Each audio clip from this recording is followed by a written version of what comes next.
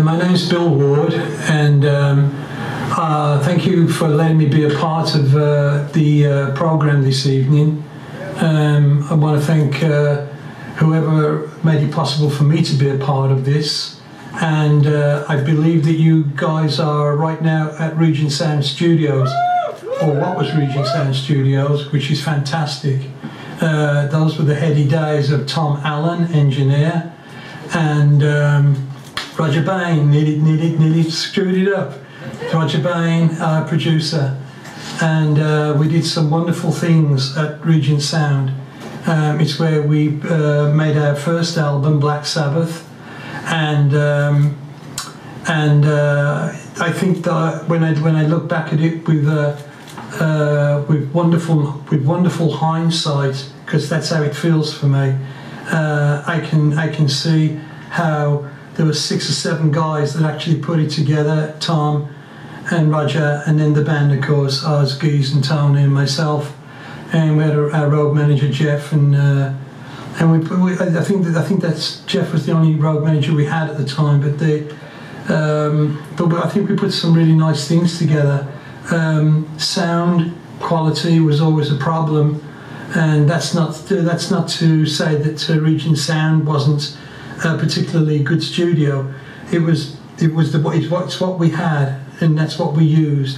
But we had to use limited techniques compared to today's things. I would record a drum track, and then we'd have to bounce it. And so I think I ended up with like 1 track or 2 drum tracks, and we bounced all the sounds, and we had to really think about how to record it technically and how to get those sounds.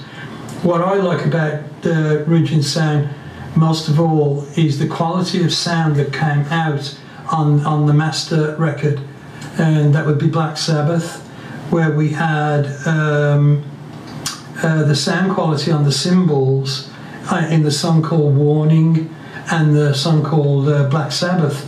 The sound quality was very, very good. It was very well recorded for that time period, which I believe was, I'm probably going to screw this up, but I think it was late '68.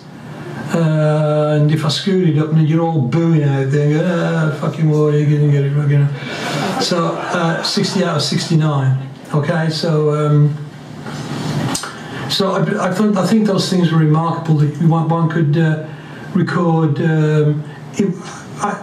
When I think about Black Sabbath live, it's such a tremendous, forceful band, and it was the only way that I could ever think about recording Black Sabbath was to throw a lasso around it and literally pull it in, and we didn't have very big lassos back then, and so I think everybody did extremely well with the small condenser mics that we had, and we put a little mic in front of the bass drum, and Tony was getting that what was to be an unbelievable sound. But on our first record, Black Sabbath, it was already an indelible sound that he was getting, and he was getting it through such a minimum amount of tools, minimum and little amp, and we didn't have a lot of stuff, guys. And so I think we did really, really well there, you know. Any of you down there at Regent Sound tonight, I wish you well. I hope you're having a good time, having a party maybe. And for all the journalists that are there, it's so nice to be able to talk to you. I can't see you, but hello, hello, hello, hello, hello, hello, hello. And I just want to wish you well. I know that there's been something going about, and I'll try to stay on this subject for maybe about half a minute, about the controversy that Black Sabbath had with the press in the early years. And it's such a long time for me now, you know, that yes, there were times when I felt very angry towards some of the press comments, and they were made because I didn't like them. And it was my own selfish and self-centeredness actually that didn't like them. They were probably trying to be artistically provocative maybe in their statements, and if they were, then that's okay, you know. But it's such an old thing for me right now, so I can't really participate in that part of the program where we're going to dig up some dirt on what it was like with the old journalists. I know a lot of really, really good English journalists. In fact, I know a lot of journalists around the world, man, who are superb, including the ones back in 1970, 1969. Back there, we had really good journalists there too. What I'd like to do is just go over one or two of our albums and just add some notes to it. I guess the thing I'd like to talk about is what makes bands great. And when I listen to Masters of Reality, which happens to be my favourite record by Black Sabbath, Children of the Grave has a keyboard in the centrepiece, and it was decided to put a keyboard there. And the great thing about being a great band is that it takes risks, and we had the basic foundation down. We knew all the rhythms and the grooves and everything, but then it was time to take risk. And so someone, I don't know who it was, it might have been Geezer actually, but I don't know that. We decided to put that huge sounding church organ right in the centre of Masters of Reality, and I think that when we did that, it changed the shape of music just by doing that, because it's a very, very heavy laden background, musical background, and then we're placing that keyboard on the top. So I think that's a great example of talking about bands taking risks, and I think it showed people what Black Sabbath were capable of playing. Let me find another couple of things. Sabbath, Bloody Sabbath.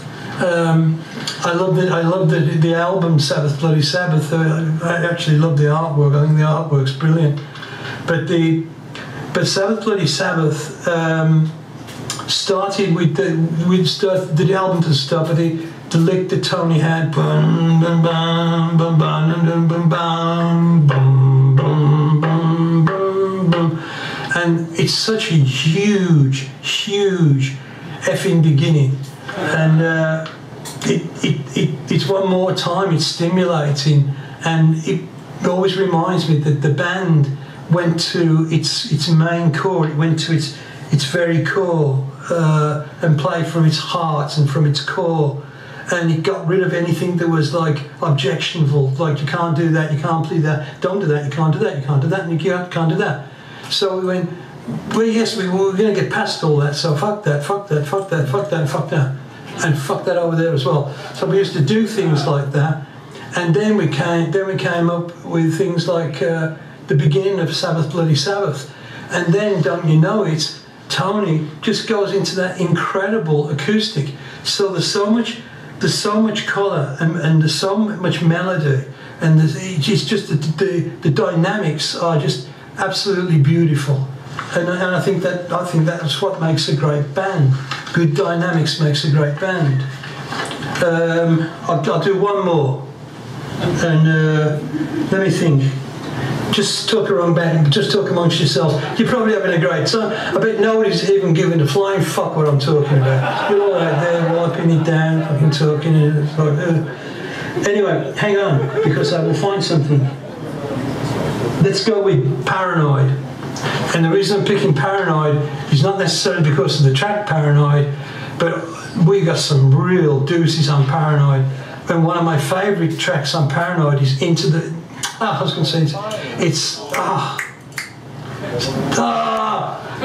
watch me now as I scroll this up. It's one of my favourite songs. Hand of Doom. Hand of Doom. Doom, Doom, Doom. And so it's got Hand of Doom in there. And I just love that song. It's great to play. I wish I was still playing it, you know. I miss it, but I love it. It's part of who I am, and it's part of who those guys are as well. It's part of the Sabs. It's Sabbath music, Hand of Doom. And so I think I hope that on your list of songs that you'll be playing tonight at your show, that you'll be playing Hand of Doom, because I think Hand of Doom sets a tone, again, in musical process and in musical dynamics, and in the way that we could be allowed to do things like Hand of Doom and say it's okay that we can do things like that. and we didn't necessarily have to do a boom cha cha ba ba boom ba ba, that kind of thing. So I think my time's up, and if it is, I want to say adios, peace to everybody. I love you still, no matter what, and just have a good fucking time, man. Thank you.